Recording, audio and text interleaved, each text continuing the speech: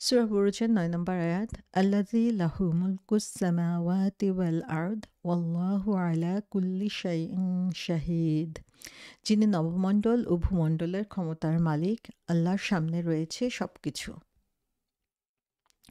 এর আগে ৮ নম্বর আয়াতে আল্লাহ সুবহানাহু ওয়া তাআলা বলেছেন যে যাদেরকে এই চরম শাস্তির সম্মুখীন হতে হয়েছিল তাদের অপরাধ ছিল একটাই, তারা আল্লাহ সা উপরে ঈমান এনেছিল।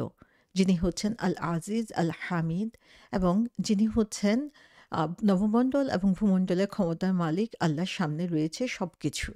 সুবহানাল্লাহ! আমরা দেখি যে যারা ঈমান এনেছিল তারা খুব অল্প সময়ের জন্য ঈমান এনেছিল। কিন্তু তাদের ঈমানটা ছিল এত মজবুত, তারা বুঝতে পেরেছিল যে আল্লাহ কে?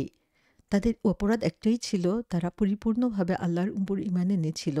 তারা জেনেছিল যে আল্লাহ হচ্ছেন আল আজিজ, তারা আল্লাহর সেই ক্ষমতা কি, আল্লাহর যে সমস্ত কিছুর উপরে আল্লাহর প্রাধান্য, তিনি যে হচ্ছে তার যেই আম উম অথরিটি সেটা তারা বুঝতে পেরেছিল যে সবার উপরে, সব রাজার উপরে রাজা হচ্ছেন আল্লাহ সুবহানাহু ওয়া তাআলা। তিনি হচ্ছেন সমস্ত কিছুর উপরে তার অধিকার এবং অধিপত্তি, তিনি হচ্ছেন সবার উপরে ডমিন্যান্ট, সেটা তারা বুঝতে পেরেছিল এবং সমস্ত প্রশংসার দাবিদারও হচ্ছেন তিনি, তিনিই হচ্ছেন আল্লাহ, সেটা তারা বুঝতে পেরেছিল। এবং শুধু তাই না, তারা এটাও বুঝতে পেরেছিল যে আল্লাযী লাহু মুলকুস সামাওয়াতি ওয়াল আরদ, তিনি নবমণ্ডল এবং ভূমণ্ডলের ক্ষমতার মালিক। তো তার যে অ্যাবসোলিউট ওনারশিপ সেটাও তারা বুঝতে পেরেছিল, যেটা তার যে মাইট, তিনি যে আজিজ সেটাকেই রিইনফোর্স করছে। সো এখানে আমরা দেখি যে আল্লাহ সুবহানাহু ওয়া তাআলার যে উপরে বিশ্বাস, সে বিশ্বাসের যে আরও যেই বিস্তৃতি সেটা এখানে আমরা দেখতে পাচ্ছি। সো আল্লাহর উপরে ঈমানের যে দিকগুলো, সেই দিকগুলোর প্রমাণ আমরা এখানে দেখতে পাচ্ছি যে আল আজিজ আল হামিদ, সেখানে আমরা আল্লাহর উপরে ঈমানে তার যে আসমাউল হুসনার উপরে বিশ্বাস সেটা আমরা দেখতে পাচ্ছি। লাহু মুলকুস সামাওয়াতি ওয়াল আরদ, তিনি হচ্ছেন এই আকাশ এবং পৃথিবীর সমস্ত কিছুর উপরে তার যে ক্ষমতা, এই যে রুবুবিয়াত, তিনি সমস্ত কিছুর উপরে রব, সমস্ত কিছুর মালিক, সেই ঈমানের যে প্রকাশ সেটা আমরা এখানে দেখতে পাচ্ছি। সো ঈমান ইন আল্লাহ, আল্লাহর উপরে বিশ্বাসের যে বিভিন্ন প্রকাশ, সেটা তাদের ঈমানের যে প্রকাশটা সেটা আল্লাহ সুবহানাহু ওয়া তাআলা এখানে এই আয়াতগুলোতে প্রকাশ করছেন। এখানে মুলক শব্দটা বলা হচ্ছে লাহু মুলকুস সামাওয়াতি। মুলক অর্থ হচ্ছে সভারেন্টি। সভারেন্টি হচ্ছে সার্বভৌমত্ব। সার্বভৌমত্ব মানে কি? সার্বভৌমত্ব মানে হচ্ছে যে যখন কোনো জিনিসের সার্বভৌমত্ব বুঝায় তার মানে হচ্ছে আম আ তুমি তুমি কোনো ব্যাপারের উপরে তোমার সার্বভৌম ক্ষমতা রয়েছে, মানে হচ্ছে কেউ তোমার ব্যাপারে কোনো ধরনের প্রশ্ন করতে পারবে না। তুমি যা করো তোমার সেই ব্যাপারে পুরো স্বাধীনতা রয়েছে। একটা সার্বভৌম জাতি মানে কি? যে তার আ উম বর্ডারে, তার সীমানার মধ্যে সে যা ইচ্ছা সেটা করতে পারবে। অন্য কেউ তাকে এই ব্যাপারে কোনো ধরনের প্রশ্ন করতে পারবে না। তার আইন কানুন বা সে যা খুশি সেখানে করতে পারবে। সো এটাই হচ্ছে তার সার্বভৌমত্ব, যে নিজের কাজ করার স্বাধীনতা, তার নিজের লোকদের উপরে সে যা খুশি সে তা করতে পারবে। অন্য কেউ তার উপরে কোনো কিছু ইম্পোজ করে দিতে পারবে না।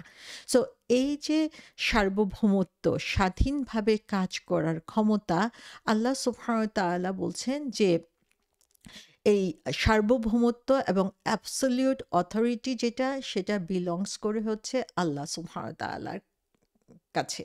কোথায়? এটা কি কোনো একটা দেশের জন্য, কোনো একটা এলাকার জন্য, কোনো একটা জাতির জন্য? তা না। আল্লাহ বলছেন হচ্ছে মুলকুস সামাওয়াতি ওয়াল আরদ, আকাশ এবং পৃথিবী। সো উপরের দিকে আমরা যদি তাকাই, আমাদের মাথার উপরে সামাওয়াত যা কিছু রয়েছে, এবং আমাদের নিচের দিকে যদি আমরা তাকাই আল আর্দ, মাটি পর্যন্ত। সো উপরে এবং নিচে মাঝখানে যা কিছু আমরা দেখতে পাচ্ছি, অর্থাৎ আমাদের আশেপাশে সমস্ত কিছু, আমাদের দু চোখ যেদিকে যায়, আমাদের দেখার ক্ষমতা, বুঝার ক্ষমতার মধ্যে যা কিছু রয়েছে, এই পুরো বিশ্ব ব্রহ্মাণ্ডের মধ্যে যা কিছু রয়েছে, সমস্ত কিছুর উপরে সর্বময় ক্ষমতার মালিক হচ্ছেন আল্লাহ সুবহানাহু ওয়া তাআলা। সো এখানে মিল্ক শব্দটার অর্থ হচ্ছে ওনারশিপ, আর মুলক শব্দটার অর্থ হচ্ছে সার্বভৌমত্ব। সো আল্লাহ শুধুমাত্র এটার মালিক না, আল্লাহ সব এটার হচ্ছে সর্বময় ক্ষমতার মালিক। সমস্ত কিছুর উপরে আল্লাহ সুবহানাহু ওয়া তাআলার অধিকার এমনভাবে প্রযোজ্য যে এর উপরে আর কোনো কারো কিছু কথা বলার কোনো শক্তি বা ক্ষমতা নেই। সুবহানাল্লাহ। সো আল্লাহ সুবহানাহু ওয়া তাআলা এমনভাবেই আল্লাহর যে ক্ষমতা, অথরিটি সেটাকে এখানে প্রমাণ করে দিচ্ছেন যে এই ক্ষমতা হচ্ছে পুরো পৃথিবী জুড়ে। তাহলে কোন রাজার কথা বলবেন? কোন দেশের প্রেসিডেন্টের কথা বলবেন? কোন দেশের প্রধানমন্ত্রীর কথা বলবেন? সবাই হচ্ছে সে রাজাধিরাজের আন্ডারের মধ্যে পড়ে।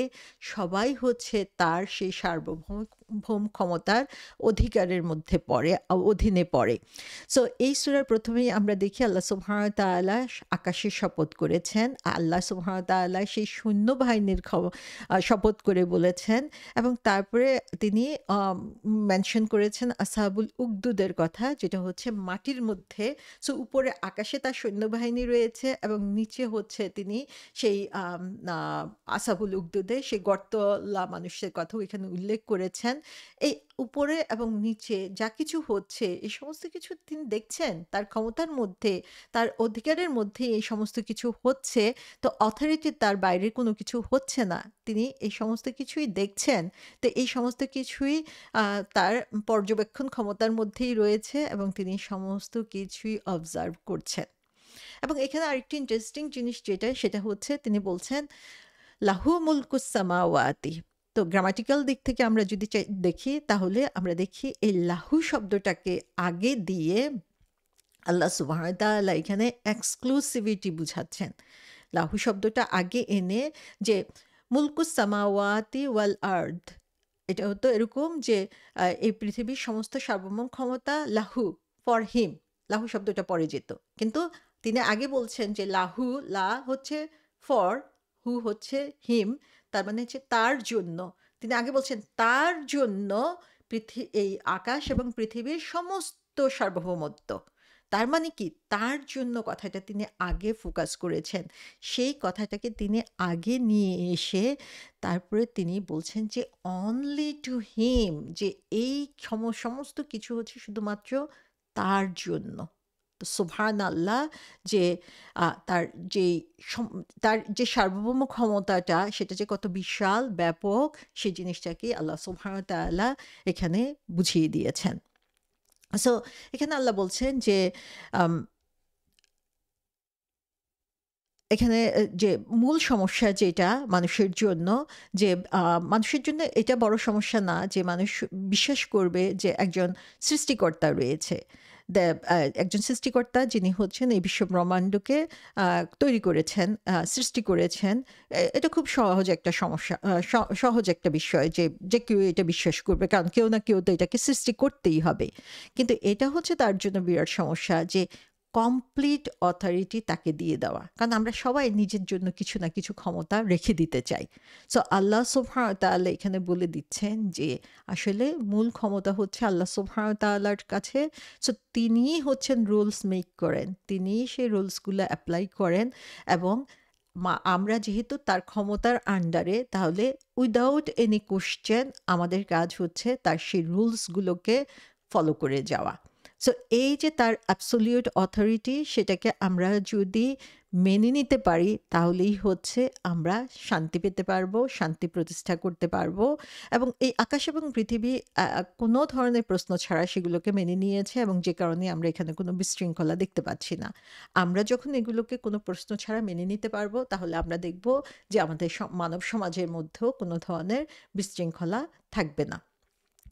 তারপরে আমরা দেখি যে আবু হুরায়রা রাদিয়াল্লাহু আনহু থেকে বলা হয়েছে যে রাসূল সাল্লাল্লাহু আলাইহি ওয়াসাল্লাম বলেছেন যে আল্লাহ হচ্ছে কিয়ামতের দিনে এই পুরো পৃথিবীটাকে তার হাতের মধ্যে নিয়ে যাবেন এবং পুরো আসমানকে তিনি তার হাতের মধ্যে আরেক ডান হাতের মধ্যে, পুরো পৃথিবী এবং আসমানকে তার ডান হাতে নিয়ে যাবেন এবং তিনি বলবেন যে আমি হচ্ছি রাজা এবং আজকে পৃথিবীর সেই সব রাজারা কোথায়।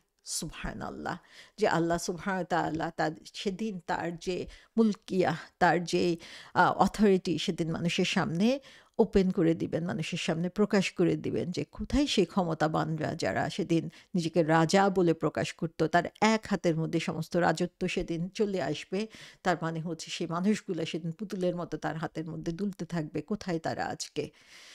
তারপরে দেখি আমরা এই আয়াতের শেষের অংশে আল্লাহ সুবহানাহু ওয়া তাআলা বলছেন, ওয়াল্লাহু আলা কুল্লি শাইইন শাহিদ। সুবহানাল্লাহ। আল্লাহ বলছেন যে ওয়া আল্লাহু, এবং আল্লাহ হচ্ছেন আম আ আ আ আল্লাহর জন্য হচ্ছে আল্লাহই হচ্ছে সমস্ত কিছুর উপরে আ স শাহিদ। তিনি হচ্ছেন সাক্ষী। তো এই সূরাতে আমরা বারবার এই শাহিদ শব্দটা দেখতে পাচ্ছি। সো এইটার যে সেন্টেন্স স্ট্রাকচার, সেখানেও আমরা দেখি যে সেন্টেন্স স্ট্রাকচার এর মধ্যে নরমালি এটা এরকম হওয়ার কথা ছিল যে ওয়াল্লাহু শাহিদিন। আল্লাহ হচ্ছেন শাহিদ। আল্লাহ হচ্ছেন সাক্ষী। কিসের উপরে? আলা কুল্লি শাই। যে সমস্ত কিছুর উপরে তিনি হচ্ছেন সাক্ষী। সো আল্লাহ সাক্ষী, আলা সমস্ত উপরে, কুল্লি সব, শাই এভরিথিং। সো এটা বুঝানোর জন্য। কিন্তু আমরা দেখি আল্লাহ বলছেন আল্লাহু আলা কুল্লি শাই শাহিদ। সো এর মাধ্যমে অর্থটা হয়ে যাচ্ছে এরকম যে আল্লাহ ফোকাস করছেন কিভাবে যে ওভার এভরিথিং, সব কিছুর উপরে তিনি হচ্ছেন একজন সাক্ষী। তার মানে কি? এভরিথিং, এভরিথিং জিনিসটার উপরে আল্লাহ সুবহানাহু ওয়া তাআলা হচ্ছেন এখানে ফোকাস করছেন যে আল্লাহ সুবহানাহু ওয়া তাআলা যে প্রত্যেকটা জিনিস আমরা যদি আমাদের কল্পনা শক্তিকে এখানে কাজে লাগাই, যে আমরা যেকোনো জিনিসের কথা এখানে চিন্তা করি না কেন, আল্লাহ প্রত্যেকটা জিনিসের উপরে সাক্ষী। আমরা মনে করি যে আমরা গোপন করছি, আমি মনে মনে কি চিন্তা করছি দেখছি, আল্লাহ জানেন না? আমি গোপনে বসে কি দেখছি, কি একা একা ঘরে বসে ফোনের মধ্যে হয়তোবা ঘরে কেউ নাই, অথবা আমার হাতে ফোন, আজকে রাতের বেলা কেউ ঘরে নাই, আমার বেডরুমে আমি একা, আমি কি ওয়াচ করছি কেউ জানে না? আল্লাহ সুবহানাহু ওয়া তাআলা প্রত্যেকটা জিনিস দেখছেন। ওভার এভরিথিং, আলা কুল্লি শাই। কোনো জিনিস আল্লাহ সুবহানাহু ওয়া তাআলার অগোচরে নাই। কারণ তিনি হচ্ছেন লাহু মুলকুস সামাওয়াতি ওয়াল আরদ। সুবহানাল্লাহ। যে আমরা এই সূরাতে দেখছি যে বারবার সাক্ষীর কথা বলা হয়েছে। স্কাই, আকাশ হচ্ছে সাক্ষী। ফেরেশতারা হচ্ছে সাক্ষী তাদের দুর্গে বসে বসে। তারপরে আমরা দেখছি যে দ্য অপ্রেসার্স যারা মুসলিম তারা সাক্ষী। তারপরে আমরা দেখি যে আল্লাহ সুবহানাহু ওয়া তাআলা নিজে সাক্ষী প্রত্যেকটা জিনিসের উপরে। প্রত্যেকটা জিনিস দেখা হচ্ছে, প্রত্যেকটা জিনিস হচ্ছে সেদিন সাক্ষী হয়ে যাবে। সো আমরা যাই করি না কেন, যাই বলি না কেন, যা চিন্তা করি না কেন, কোনো কিছুই আসলে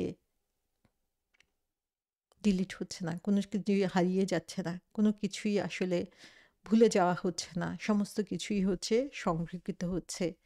এবং যেখানে আল্লাহ সাক্ষী হয়ে যাচ্ছেন, প্রত্যেকটা জিনিস তিনি দেখছেন, সেখানে কিভাবে আমি মনে করি যে পার পেয়ে যাব। আর কিভাবে সে অপ্রেসররা মনে করে যে তারা ইনোসেন্ট পিপলদেরকে এভাবে মেরে মেরে পার পেয়ে যাবে। আল্লাহ সুবহানাহু ওয়া তাআলা দেখছেন না? অবশ্যই তিনি দেখছেন। এবং আল্লাহ সুবহানাহু ওয়া তাআলা একটা সময় পর্যন্ত তাদেরকে সুযোগ দেন। তার মানে এই না যে আল্লাহ সুবহানাহু ওয়া তাআলা দেখছেন না। তিনি আল আজিজ। এবং আল্লাহ সুবহানাহু ওয়া তাআলা এই সূরার মাধ্যমে আমাদেরকে স্মরণ করিয়ে দিচ্ছেন যে সমস্ত কিছু দেখা হচ্ছে, তিনি আশ-শাহিদ। সমস্ত কিছুই হচ্ছে রেকর্ড করা হচ্ছে, এবং প্রত্যেকটা জিনিসের কনসিকুয়েন্স আছে, এবং প্রত্যেকটা জিনিসের ফলাফল দেওয়া হবে আল ইয়াউমিল মাউদ। ইয়াউমুল মাউদ, যেদিন সমস্ত কিছুর হিসাব নেওয়া হবে, সেদিনটা খুবই সন্নিকটে।